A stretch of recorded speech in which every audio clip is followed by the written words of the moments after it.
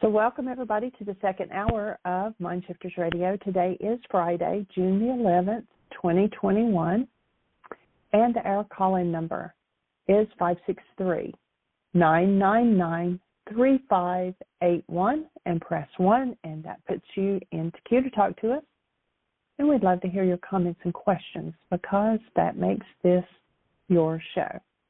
And we're getting ever so much closer to getting the apps up. I was on there with India for quite a while yesterday, and we've got one little glitch with Google. I haven't checked this morning. Today's been a little bit crazy. I had a doctor's appointment, then had to go to the grocery store, and then get back and fix Dad breakfast. And so I haven't had a chance to get online, but I think the Apple may be up and running. I hope it is. I'll check that after the radio show. But we're having a little bit of issue with Google, and so hopefully that'll be squared away by the end of the day. And by Monday, both of them should be working, I hope. So it's exciting. Got some new features, and it seems to be working better. And what they do is once we work out all the issues, and usually we get online, and so the guy in India is online and I'm online. It's not by Zoom, but it's by Skype. And he'll make a change and he'll show it to me on the computer, and I'll let him know whether I need him to do it differently or not. And so I think that the technicians have gone through the forgiveness app so many times, they probably kind of have the gist of what this is about now. But I've got a really good guy that I'm working with, and he's got a real good handle, fluent in English. And so it's been a pleasure working with him. But hopefully both of those apps will be up and running by Monday, and then I hope to get the one on the website cleared up as well. So let us know if you run into anything, and I think I've gotten all the broken links fixed on the Why Again site. Go out there and play around and look at the different things, and drop me an email at Jeanie, Jeanie, at whyagain.org. Let me know if you run into something, or if something's missing that you can't find. It may be in a little bit different place, but I think everything is still out there. It just may be titled a little different or linked a little different. So let me know if you run into anything. Welcome, Michael.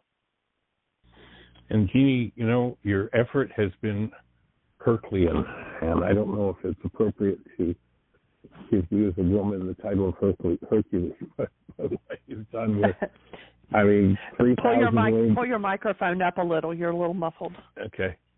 All right.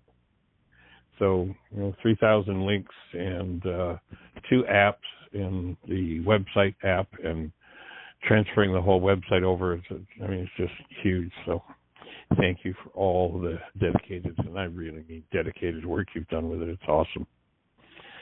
And hopefully it will be more functional and easier for people. And I love the fact that we now have the commitment in there, and I'm thinking about what we can put in next.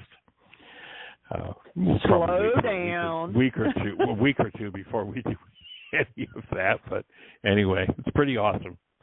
The fact that we have this app now with 5 different versions of the commitment in it now that people can go to right through the app on their phones. It's just pretty amazing.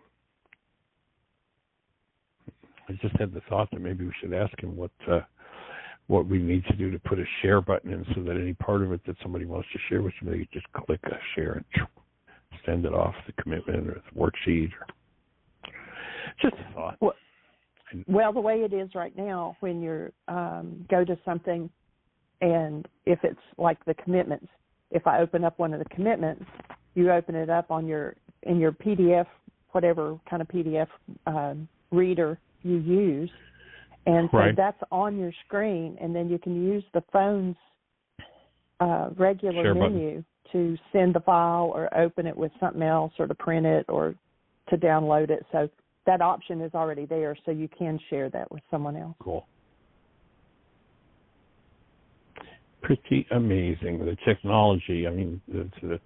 That the technology has fallen in place. One, for us to be able to do this radio show 5 days a week for 10 years, to carry this conversation forward and put out that support. And then the fact that we have this app now, and anybody in the world can access it and have the instruction.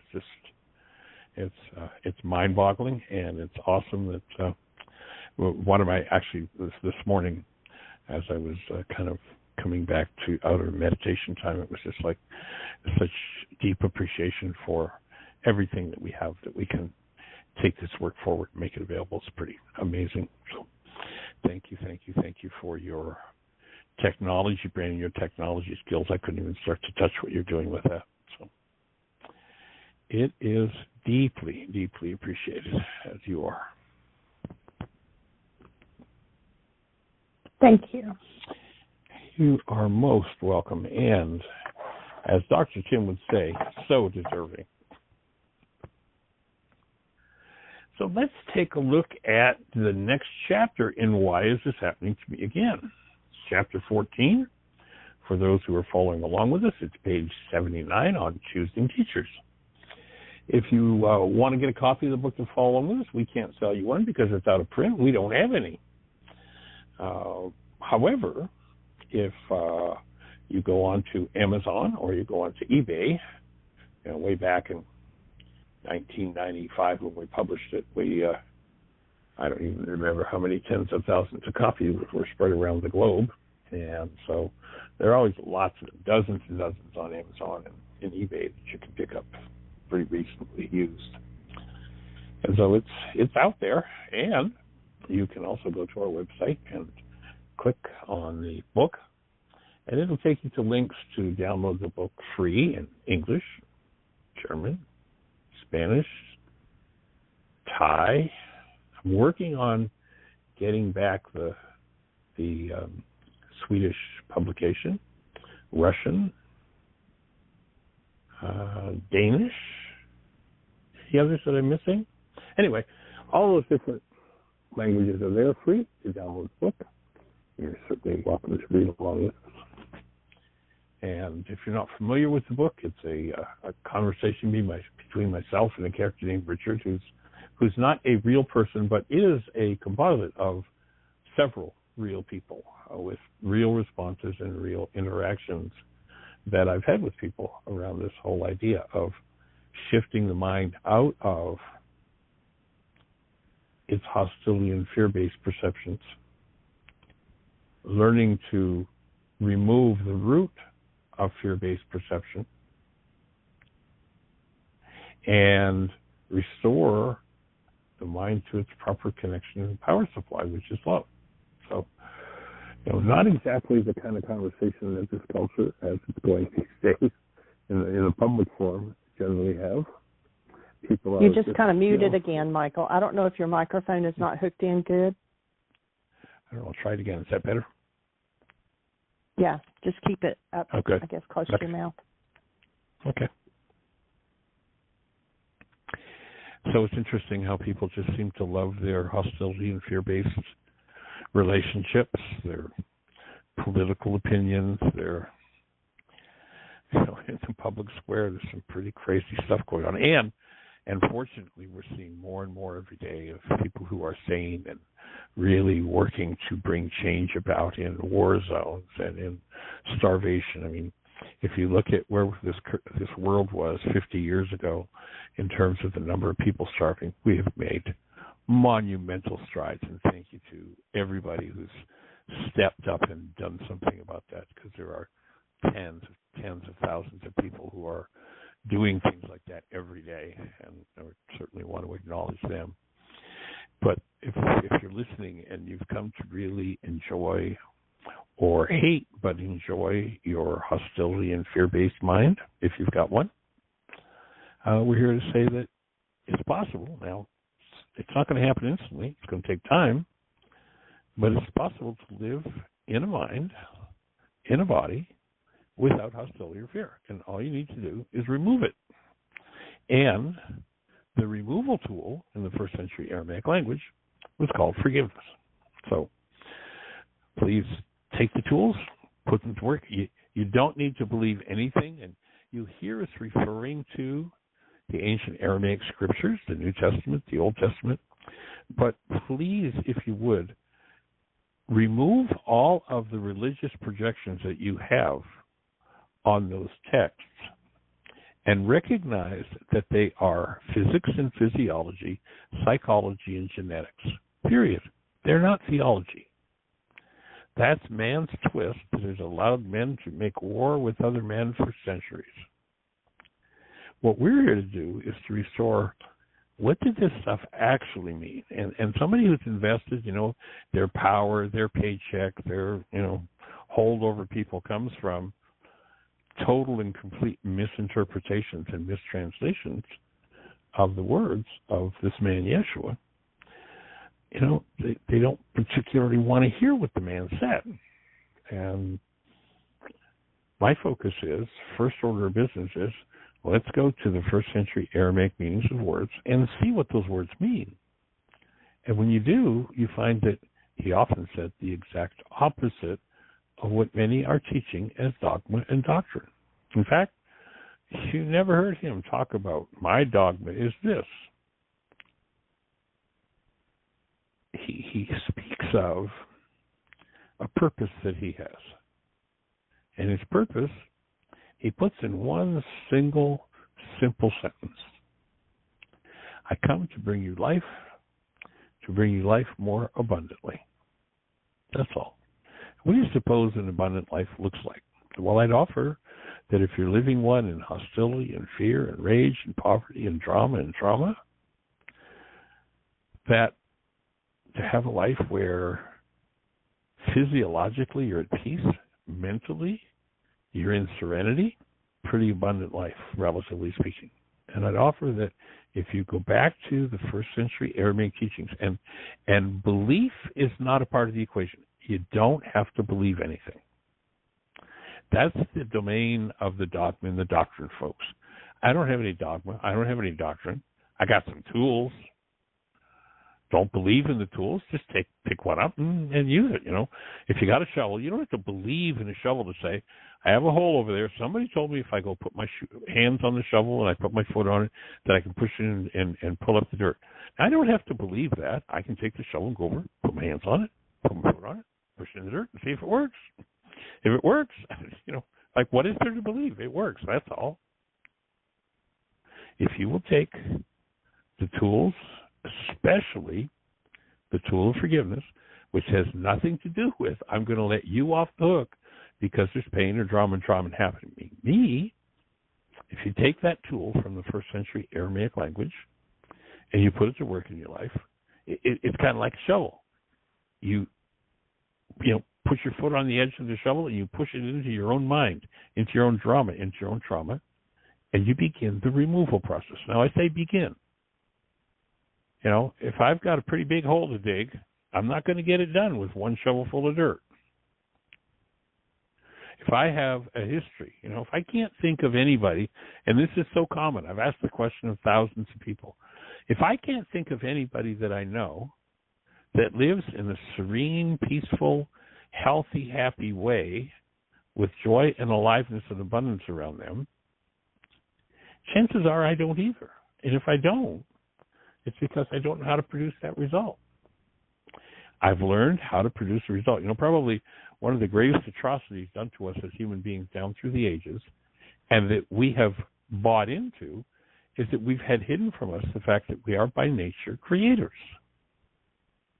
And when I realized that I'm the one creating my drama and trauma, now my mind's going to show me that somebody else delivered it to me, but they couldn't move that energy in me unless that energy was in me. And if I don't like it, I need to dig out the shovel and get it out. Just remove it.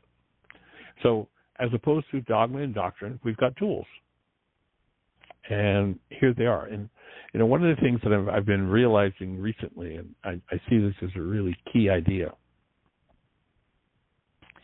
is that the experiences of pain, of hatred, of vengeance, of rage, of grief, we have those experiences because they are wired into our perceptual systems. If they weren't in the perceptual system, we wouldn't be experiencing them. You've heard me say many times, gee, if I've been through this painful reality 87 different times with 42 different people, and I'm the only one that was there, maybe I'm involved in my life.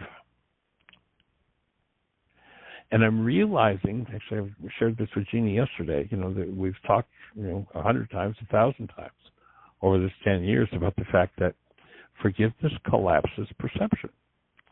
I'm realizing, and it still just struck me yesterday, each of the tools collapses perception, where those things are wired in. And when perception collapses, we get a chance to take another look. We get a chance to comprehend something other than this ongoing nagging mind of the generations of the world that keep us in hostility and fear. And we think the hostility and fear is real and the fault of somebody or something out there. The truth is, the only reason you have ever experienced it is because it's wired into your nervous system and into your perceptual system. And when you find a tool, you will never find a more valuable thing in all the world than a tool that will collapse your pain's perception and give you the opportunity to have a different experience from being. So the forgiveness worksheet process directly does that. But then you'll notice if you go into still point breathing, the pain perception all of a sudden starts to melt and disappear. You know, we've been talking with Magda about the responsibility communication process. Notice, Magda, and those who were listening, those who were part of the intensive last week, we did that. Notice that when you start to speak words of truth and responsibility, perception collapses based in the hostility and fear. And you get to address what's really at the root of the mind. You get to discover what's there. And if it doesn't serve you, you get to dissolve it. It's the same thing. It's the collapsing of perception. You have an aha moment. What's happened when you have an aha moment? Well, a moment ago, I thought things were this way, and now I'm going, oh, my God, it's this way. Wow, aha. What just happened? My whole perception collapsed.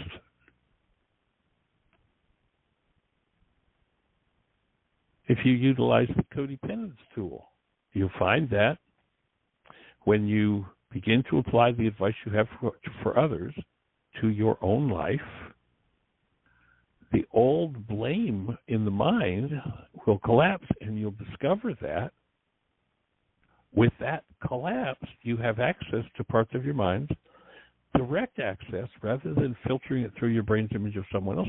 You have direct access to that part of your mind. And when it comes forward in the presence of being, healing happens. And I'll just say that it was just yesterday that it occurred to me, that's the common link. I mean, I've spent 50 years developing these tools. And the common link with each of them is that when you use it, that part of your mind where pain is wired in collapses.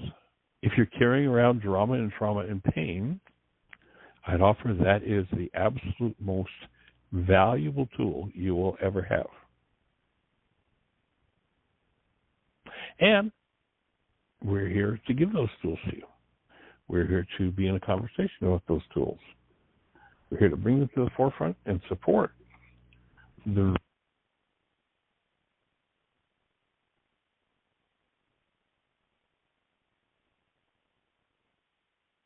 Excuse me, I'm back. We're not both. We're cut off. I'm back on. Excuse me, I had accidentally, in moving my microphone, touched the disconnect button. So, my bad. But we're going to go to page 79, and why is this happening to me again? Choosing teachers. And I start this chapter out talking to Richard, saying, there's so many people, Richard, who've rejected one of the most vital parts of their lives, their spirituality. My observation is that those who do this are usually people who've listened to someone with no practical spiritual savvy. Years of study and intellectual knowledge about doctrine or religion do not necessarily translate into an actual spiritual experience. And, you know, when you think about it, who can instruct you to have an experience that they haven't had? Nobody. And so you watch people. A particular situation comes to mind. I was in a church in Springfield, Missouri Oh, this was probably 15 years ago now. I'd been invited by someone, went to their church, and the preacher is up there in the front, and he's talking about love, and he's about love, and boy, it's all about love, and Jesus and love, and Jesus and love, and love and Jesus. And they had a sanctuary set up where his family sat in some benches off to the side of where he was standing speaking. And his 3-year-old child came up to him. Like, the 3-year-old doesn't know from church and what are these people doing here and what's my daddy doing. The 3-year-old goes up with his arms out like, hey, Daddy, I want a hug. I want some of your attention. And this guy who's telling all the BS he's got about love turns with such a vicious look at this child and a vicious voice and a look at his wife like, why aren't you controlling this little, I won't even use the words that were conveyed. It's like, words. But if we can't translate the words into action, so what? What does it mean? So it sounds good, but are we actually doing it? And again, without tools, everybody, of course, has wonderful ideas and wants to be with those wonderful ideas. But if you can't incarnate those ideas, what good is it to you? There's a thought in the scriptures where Yeshua says, you strain a gnat and you swallow a camel. You got somebody up there that does this terrible thing. And this terrible thing is nothing. But you finance war and murder without a second thought. Swallow a camel and strain a gnat. What does that really mean? It's time for us to wake up to what this game of life is really about.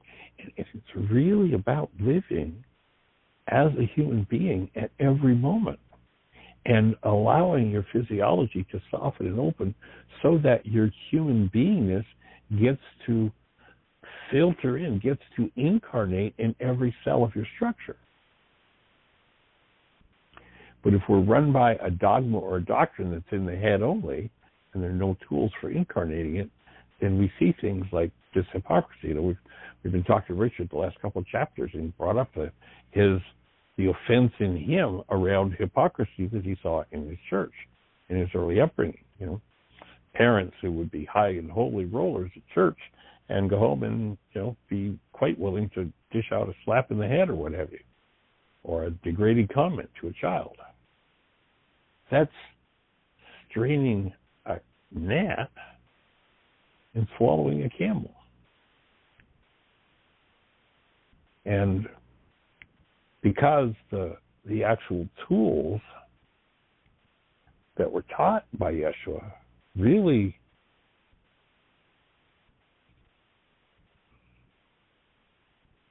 aren't understood very well or often applied, it makes for a great philosophical discourse, but can you live it? What we're interested in doing with these tools is bringing it forward in a way that each and every one of us can live it and have access to how to incarnate it. Translations of the Aramaic teachings are so distorted today, I said. I often wonder if it's been done purposely. I felt some of my own upset at that thought. The translations appear sound, but are twisted just enough to cover up the wisdom that was available through the original words.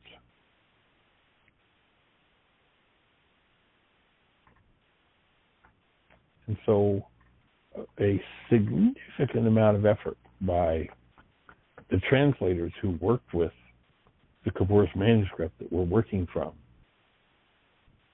A significant amount of effort was put into making sure that they understand and translated words according to the meanings in context of this man's words 2,000 years ago, rather than substituting Greek philosophy for what he said. Now, you've probably heard me say this before. It's kind of one of my favorite tongue-in-cheek lines. So if Yeshua sat in most churches today, he'd say, that's all Greek to me. All this raving and raging and hellfire and sin and damnation and, excuse me, you really believe that that's what love is about? You really believe that a creator called love is about all of that? Excuse me, you're listening to men who are about all of that, or men and women who are about all of that. It's not the creator that's about that. And so, this man, yes, it wasn't any different 2,000 years ago than it is today. There's lots of hypocrisy. And what you find Yeshua doing is instructing the elders of the church. That's what got him killed. He threatened their little power and bailiwick, and so they arranged to have him murdered. And then they created an interesting little piece of so-called theology where they said, and the reason he was put to death was because of your sins. Excuse me, folks. That's such a pile of bunk that if you try to digest it, it's insane. The man was murdered because he threatened the power structure of the day. The other is a black ops, it's the equivalent of a military black ops cover story that convinces the public of a lie. It was one reason and one reason only. He threatened the money, the power, and the control of the controllers of today. And he offered them support for their healing process as well. Because that's what actual human life does. It offers support whether somebody's a friend or an enemy. It doesn't matter.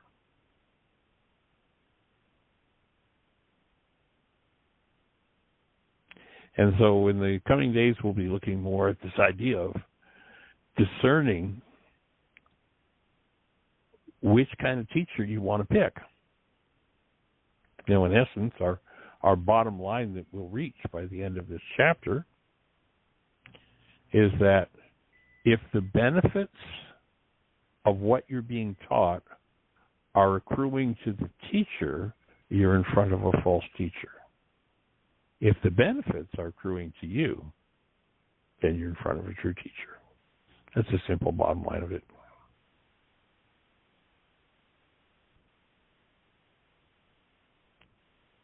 And so we appreciate the fact that you're here with us, listening to this conversation. If it's meaningful to you, if you've got someone in your life that you think it might be meaningful to as well, when the show is over, you can go to our website, whyagain.org. And when you get to that site, there's a microphone on the homepage. Scroll down a little bit. There's a microphone. Click the microphone. And then just go through the links, drill down until you're at today's date. And when you're at today's date, there'll be a link to either listen to or download this particular conversation. So if you got somebody in your life that you think might be ready for any given conversation, and we've got, I don't even know how many now, probably somewhere around, 3,500 or so hours of radio shows from the last 10 years, 5 days a week for 10 years. And each one is a conversation about some aspect of integrating into your physiology, into your mind, into your emotions, into your thinking processes, the fuel that those things are designed to run on. And that fuel is love. And freeing from the structure anything based in any form of hostility or fear. So that no matter what happens, the automatic decisions get system in the mind kicks into some piece of information or some piece of advice from your mind that's based in love.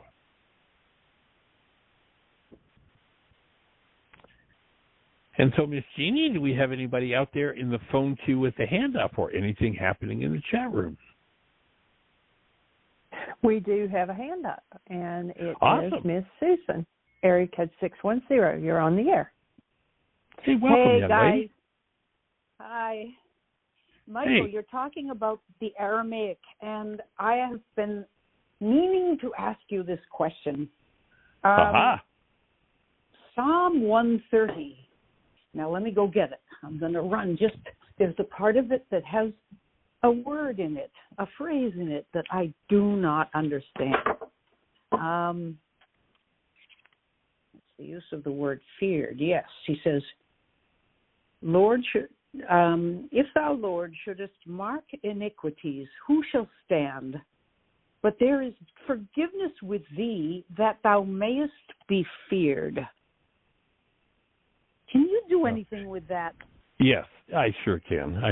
You know, it's interesting that, you know, of the 32,000 sects of Christianity that are in existence in the world today, you know, 32,000 different people who started a teaching that supposedly was about Yeshua, and of course, every one of them will proclaim they have the only true teaching. Well, I don't have the true teaching of Yeshua. I've got some of his tools, and they work pretty well, but you'll arrive at your own teaching when you do that. But, you know, it's interesting that one of the most common phrases, and every time I've ever confronted a preacher with this one, they say, well, that's what I meant, really. And that is the phrase that the beginning of wisdom is the fear of God. And it's like, excuse me? So you represent a man who, in at least, if I remember correctly, 15 different times said, fear not, fear not, fear not, fear not, fear not, fear not, fear not, fear not. And now you're standing there telling me that fear of God is the beginning of wisdom. It's like, hello, is anybody home? And then they say, oh, well, we really mean honor and respect.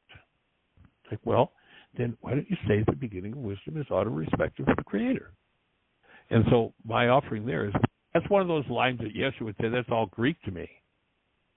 So he's saying that, you know, here is this empowered presence of active love called the Creator. And if you are open to and connected with that powerful presence of love, anything that you hold in you that would destroy you, any form of rage or guilt or grief or pain that you're willing to open will dissolve, which is what forgiveness is, will dissolve from your physiology, from your mind, from your emotions, and it will be gone from you. So that's what I hear them saying in that particular passage. And then what will happen is your mind will automatically step into respect and honoring. Wow, what a gift. I mean, how cool is that? Here I am, I've made up, or I've come from this family system or this culture that murders people and rages at people and you know, has 5% of the world's population and puts 25% of its citizens in prison. Like, you know, this country, more than any population in the world, like, I forget what the number is, 2 or 3 or 10 times as many people as China does, and they talk about, you know, human rights and violations in China. We have 25% of our population, of the world's prison population here in America, and we only have 5% of its population. So what kind of insane? I mean, do we just have worse people than everybody else? I'd offer no, not in the least. But if you've been taught to live in rage and guilt and fear, you're supposed to fear God. Fear is the key to destroying intelligence of the mind the Creator gave us. And life is going to get pretty raunchy if people live in fear. So, you know, when we hear that fear about God, we're listening to Greek philosophy. We're not listening to Yeshua in the least. Does that fit? Does that make sense? It does make sense. I have a challenge here because I I have a musical setting of it that I set many years ago. Right. And I had substituted the word loved, that you may be loved, for fear. Now, one of the ministers where we performed this complained and said, that's not what it says. You can't put that. But the opposite of fear in this case would be, the opposite of fear might be confidence or something. But the way it's meant here is, you're right, it's something like that you might be honored or respected. If you can think of a one-syllable I would say word. that it would put where in our culture, you look at how God is put down, the whole idea of a creator is abhorrent to millions and millions and millions of people, to the point where they say, they call themselves atheists. And the bile and the mewling and the puking on God in this culture is just unbelievable.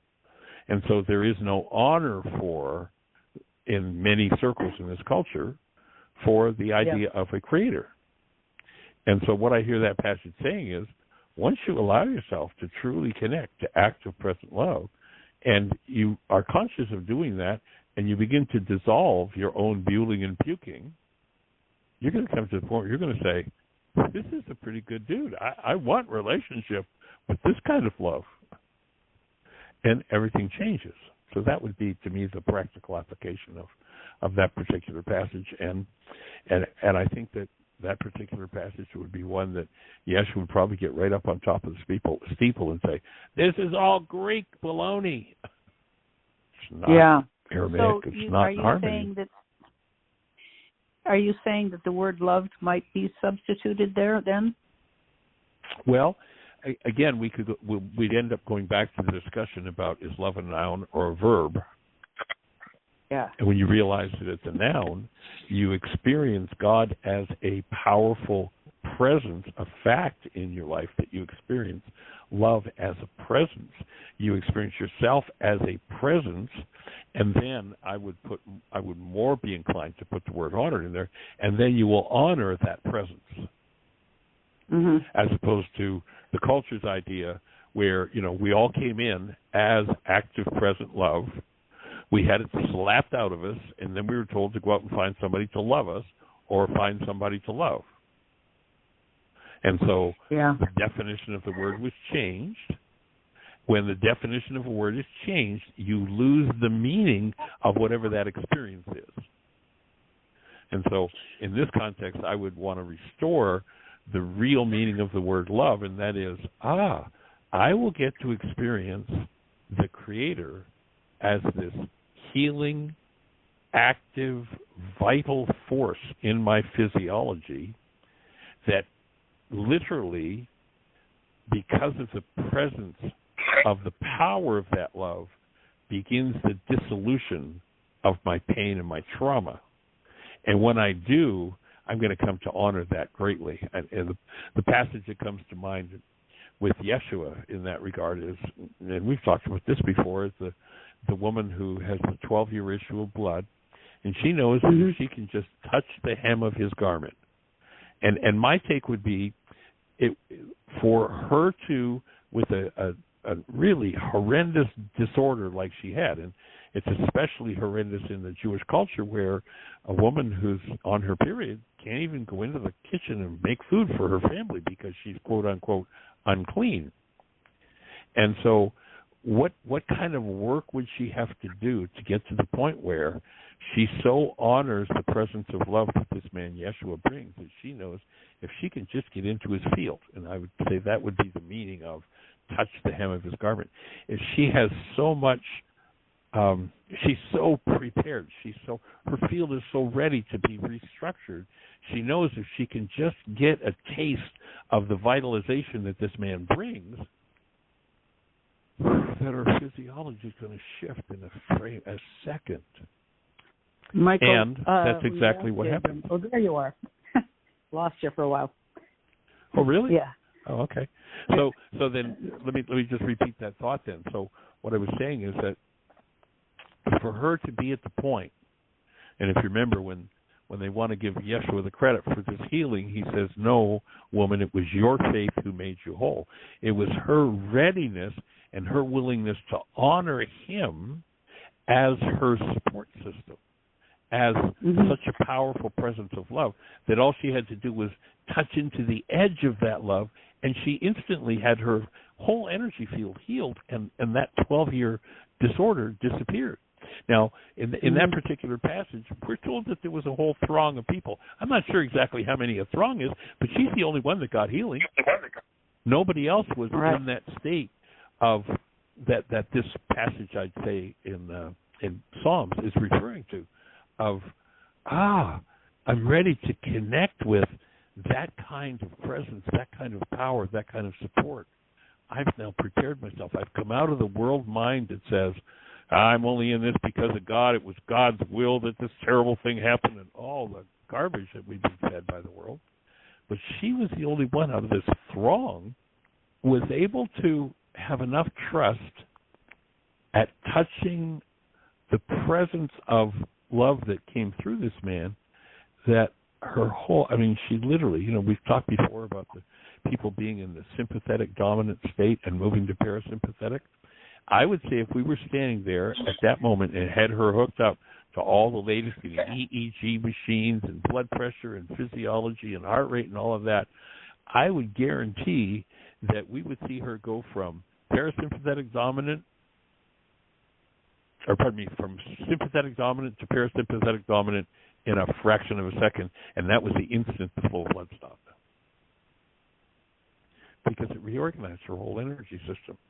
So am I willing to, and whatever word you wanted to use there for the word fear in that particular passage from Psalms, and I would say honor or openness to, willingness to receive support from, connect to, that's what's going to reorganize everything. Even trust, maybe? Trust, yes. Trust. Mm-hmm. Because I didn't know what somebody said something. I was just going to say, I looked up. I was flipping through different translations of that verse, and the Wycliffe Bible actually words it as, Lord, if you keep wickedness, who shall sustain or abide? Lord, if you keep a record of our wickedness, then who shall survive? Lord, who will not be condemned? For mercy is at thee, there is mercy with thee, and I stand in awe of thee. Yeah, awe. And the mercy, the fact is, we have all these conversations about God's judging and Jesus is going to come in the last day and judge him.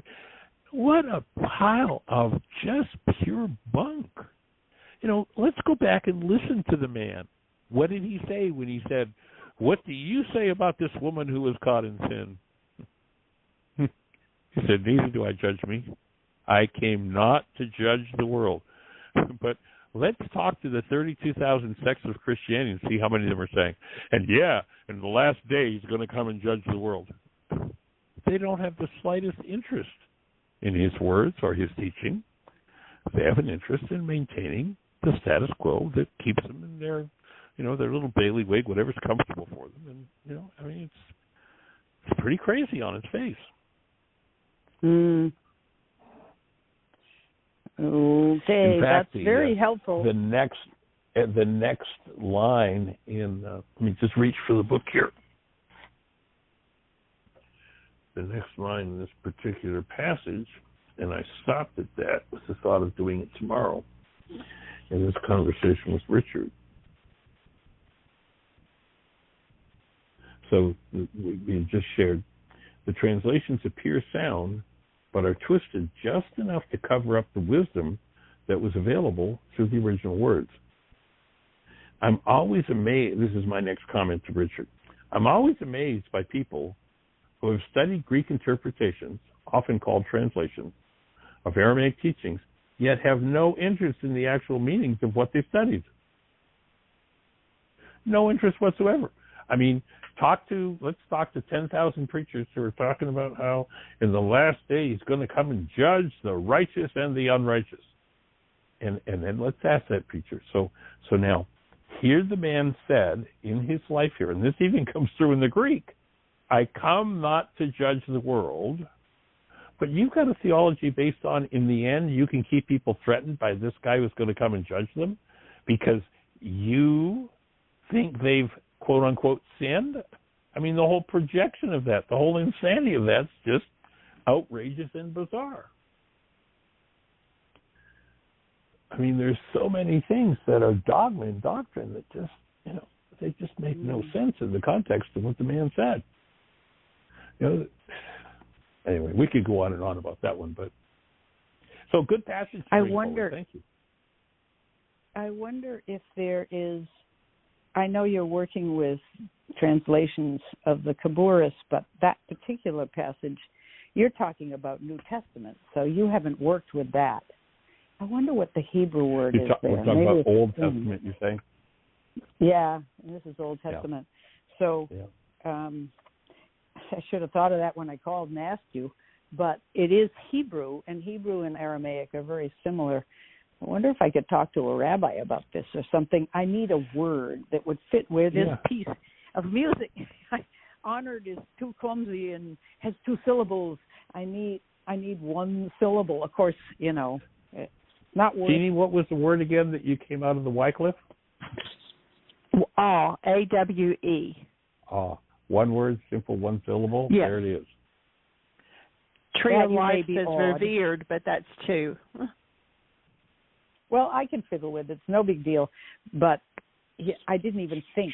I thought, I'll ask Michael. He works with the Aramaic. Well, this isn't Aramaic originally, and it's Old Testament. So let's back up a little bit. It was Aramaic originally. The Old Testament even the scholars, all of it. I can remember Jeannie, when we were in Fort Lauderdale and we were introduced to a rabbi, and he knew my orientation was to Yeshua, and he invited me to his house because one of his parishioners had really benefited from our work and wanted me to speak in his synagogue. And I sat down with him, and he offered me a cup of tea. This guy's about 6'7", and he said, now tell me about what you do. And I said, well, I'm working with the first century Aramaic meanings of words and in the New Testament. And he's like, he gets up, this guy's about 6'7", I'm sitting down, and he gives me, I've never had one of these from a 6'7" huge rabbi. He gets up from his side of the table and comes over and puts his arms around me. He says, I'm going to give you a schnuzzle. And he said, all of our wisdom keepers were Aramaic. If you can bring more of that wisdom into our congregation, please come and speak. And we did, and it was awesome. And the next week we spoke at the Holocaust Museum. And at the Holocaust Museum, with this whole room filled with his congregation and their friends, mostly Jewish, I brought up and talked about the Holocaust and the responsibility and what it took. And it was one of the most powerful "Why is this happening to me again?" workshops I ever did. And the next day, I went into one of the deepest, most painful healing crises I've ever been in. Oh, Michael. Oh, God. Amazing. So, yes, the thought behind all of it was Aramaic. Hebrew is a daughter language to Aramaic. It is not the original language of the scriptures. And Greek is certainly not even close. Although the Greek scholars who are, they're getting their paycheck and they're, they live in their little bailiwick and their ivory towers and all, they're not going to anytime soon, I suspect, go, oh, you mean Greek thought isn't the same as what Yeshua thought? I'm a Greek scholar. I'm going to have to go back to school and start over again and understand Aramaic thought? Yeah, that sounds like a good idea. Yeah, it was probably. You're not going to find the Greek scholars saying that very soon. But, the fact is it was Aramaic. And it's just such a different thought structure that it's like... Okay. It's a difference between... we've talked about perception based in hostility or fear. It's a difference between having a language and a conversation that's all based in the belief in all the hostility and fear-based stuff, and having a conversation based in a love-based language and thought structure. Wow. It's the difference between the two. And you can't speak Yeshua in Greek. You just can't do it.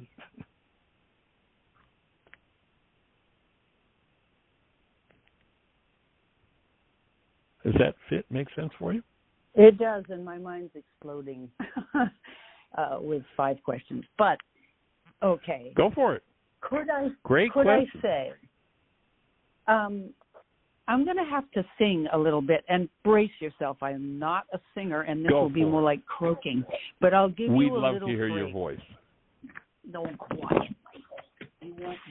I want to get this across. If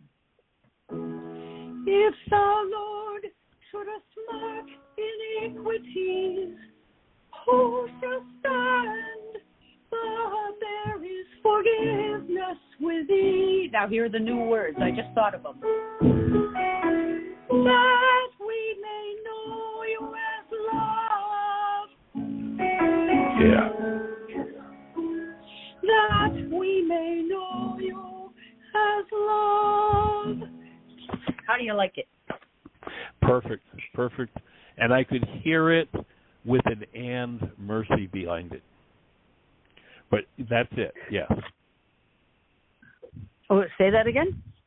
That we may know you as love and mercy? I could hear that same as love and mercy, yes. Okay, I'll fool around with that. Yeah. Sweet. All right. You know, that passage I refer to, say again? Go ahead. I was just fooling with it. Go ahead. Yeah, the passage that I refer to often that I've shared with on the radio show many times, and I think I did it yesterday or the day before, about a couple of days ago, about from the Course in Miracles. It says it would be interesting if you were asked to take a teaching function, yet discard all symbols of the world a while. Yeah. And then you were asked to go back to the world that darkness rules, not because you believe darkness, but only to proclaim its unreality in terms that still have meaning in the world that darkness rules. We just did that passage. That's exactly what we just did. And that's the whole purpose of this piece of work. That's fantastic. Okay, well, this is supposed to be sung in church in 2 weeks. I'm going to have to write to my minister and say, can I get away with this? And warn him and even have a talk with him. But how cool. Thank you. That was so helpful. Awesome. Sweet. That's our job. That's what we're here to do. I know. Oh, yeah. Michael, you said you had the worst healing crisis after that. There is a saying. Oh, yeah. Do we have it was tough. What? It was tough. There's a saying that the healing crisis out of that experience was really difficult. I bet. It must have been a doozy because you got close to the altar, and that's what I'm asking you about. I've heard it said that when you are getting close to the altar, meaning the highest and best truth, demons want to pull you away from there as fast as they can. So I don't know whether you had that experience of having stirred up the bad guys and they came to pester you out of your revelation or what? Well, remember that when you hit a new level of vitality, it loosens the traumatic energies that have been suppressed by the lowered level of vitality. Yeah. So the example you've heard me use is we've got a vitality meter. It goes from 1 to 10. I'm at level 5 vitality. My toxicity is a level 10. I can want to deal with that level 10 toxicity till the cows come home, but there's a built-in suppress mechanism in the system that says, excuse me, if you're at level 5 vitality and we start letting loose of level 10 toxicity, it will kill you. You can't do that. Yes. We're not going to allow that. Yeah. It's not until I get to a level 6, 7, 8, 9, 10 that level 10 toxicity can break loose. And what's really clear to me is the opening that happened, the energetic opening that happened in that presentation in that synagogue, and then at the Holocaust Museum was so profoundly powerful. It just opened a whole new level on a physiological basis in my personal healing process. The insight, the opening, the energy that moved in that was just awesome. And, you know, I can remember I was kind of shaking in my boots a little bit presenting there because I'm in the Holocaust Museum and I teach responsibility for what we've created. Michael, are you sure you want to bring that up in this setting? And when I got up to speak, I wasn't sure I was going to bring it up in that setting. And it was just like as natural as apple pie. And everybody in the audience went, yes. Oh, my God, I never thought of that. Job taught me that which I feared most has come upon me. When I speak about never again, I just focused on again. And as a creator, I'm going to create more of the again. So I'm willing to take responsibility and move through that. And I mean, take responsibility for such a thing as the Holocaust, my part in it, and then process through and heal that part, because that part, in that passage you just gave us from Psalms, they're the iniquities that they're talking about. And what they're saying, in essence, to decode that further, I could say, so here I am, Creator, I have all this iniquity in me. I have this hate and this fear and this rage and this hatred and this vengeance. And I'm now realizing that if you keep a record of it, it's just reinforced, and who can ever get free of it? But, oh, thank God, you're the presence of love that empowers the healing of this now that I'm willing to face it and move through it. And the healing process is not going to be Dr. Feelgood. Say again? That's a tremendous challenge to the Jews, too, because it's always a temptation to see oneself as the victim, because terrible things have happened.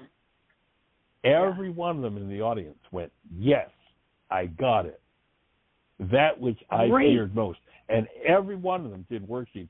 There was another time when I was in Fort Lauderdale speaking at the Jewish Women's Service Club. There were about 100 women in the audience. And it was right at the time when they weren't letting Jews out of Russia. And the speaker before me is up there railing against never again, and, you know, we need to fight, and no, and on we went. And I'm getting up afterward to deliver a message of responsibility. And we did a worksheet around the Jews not being let out of Russia. 100 women in the room did a worksheet. Every one of them did it and canceled the goal. And it was about, I don't even remember exactly now because this is years ago, but it was a couple of months later, and the whole policy in Russia was changed, and they started to let the Jews out of Russia. And when I heard that, it was like I got the really clear hit. What changed the energy dynamic on planet Earth so that could change with Russian officialdom was the work those 100 women did in Fort Lauderdale in that room that night. That's giving me chills. That is so gorgeous. It gave me chills too. That's what it's all about. Whoa. And if necessary, let's continue this communication tomorrow, but the show is just about over, man. This is the fastest hour we've done in a while. And so I'm going to just say to everybody, thank you for your questions very much, Susan, as usual. And everybody, have the best year yet of your eternal life. It's an awesome gift to give the world. Blessings.